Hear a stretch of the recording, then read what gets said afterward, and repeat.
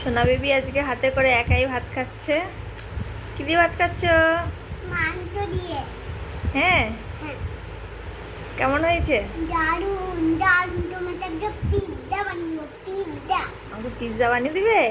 Pizza বানাতে পারি আমি। ওকে। চিকেন হয়েছে বলে আজকে আর আমাকে খাইয়ে দিতে হবে না, একা হাতেই খাবে। টেস্টি হয়েছে? হ্যাঁ, তোমাকে একটা গিফট দেবো। আমায় গিফট দিবে? হুম, টেস্টি রান্না করেছি বলে? হুম, কি গিফট দিবে? দেবো একটা আইফোন। একটা আইফোন? ও বাবা, আমার ধারণার বাইরে, তাই তো? হ্যাঁ, থ্যাংক ইউ। ওয়েলকাম। তুমি যে মানে আমাকে দেওয়ার কথাটা ভেবেছো, এটাই আমি অনেক খুশি।